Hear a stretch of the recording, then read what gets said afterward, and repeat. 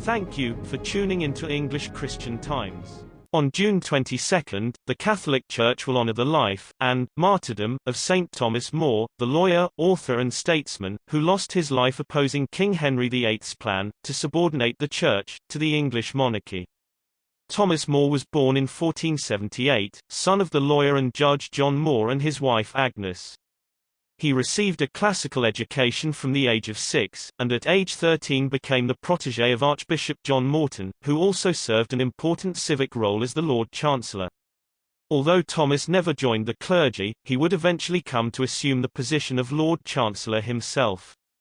More received a well-rounded college education at Oxford, becoming a Renaissance man who knew several ancient and modern languages and was well versed in mathematics, music and literature.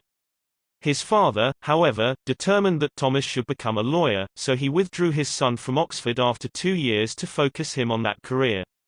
Despite his legal and political orientation, Thomas was confused in regard to his vocation as a young man. He seriously considered joining either the Carthusian monastic order or the Franciscans, and followed a number of ascetic and spiritual practices throughout his life, such as fasting, corporal mortification, and a regular rule of prayer, as means of growing in holiness. In 1504, however, More was elected to Parliament. He gave up his monastic ambitions, though not his disciplined spiritual life, and married Jane Colt of Essex. They were happily married for several years and had 4 children together, though Jane tragically died in childbirth in 1511. Shortly after her death, More married a widow named Alice Middleton, who proved to be a devoted wife and mother. 2 years earlier, in 1509, King Henry VIII had acceded to the throne. For years, the king showed fondness for Thomas, working to further his career as a public servant. He became a part of the king's inner circle, eventually overseeing the English court system as Lord Chancellor. More even authored a book published in Henry's name, defending Catholic doctrine against Martin Luther. More's eventual martyrdom would come as a consequence of Henry VIII's own tragic downfall. The king wanted an annulment of his marriage to Catherine of Aragon, a marriage that Pope Clement VII declared to be valid and indissoluble.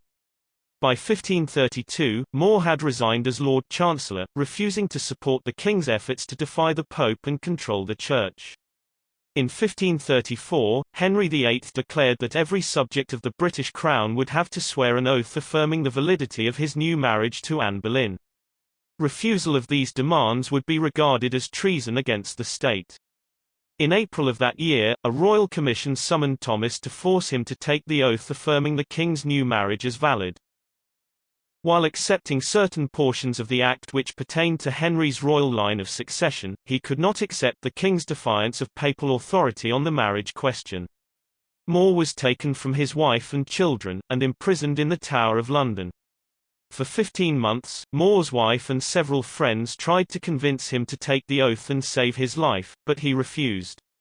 In 1535, while More was imprisoned, an Act of Parliament came into effect declaring Henry VIII to be the only supreme head on earth of the Church in England, once again under penalty of treason. Members of the clergy who would not take the oath began to be executed. In June of 1535, More was finally indicted and formally tried for the crime of treason in Westminster Hall. He was charged with opposing the king's act of supremacy in private conversations which he insisted had never occurred. But after his defense failed, and he was sentenced to death, he finally spoke out in open opposition to what he had previously opposed through silence and refusal. More explained that Henry's act of supremacy was contrary to the laws of God and his holy church. He explained that no temporal prince could take away the prerogatives that belonged to Saint Peter and his successors according to the words of Christ. When he was told that most of the English bishops had accepted the king's order, More replied that the saints in heaven did not accept it. On July 7, 1535, the 57-year-old More came before the executioner to be beheaded. "I die the king's good servant," he told the onlookers, "but God's first." His head was displayed on London Bridge, but later returned to his daughter Margaret, who preserved it as a holy relic of her father. St. Thomas More was beatified by Pope Leo XIII in 1886 and canonized in 1935 by Pope Pius XI.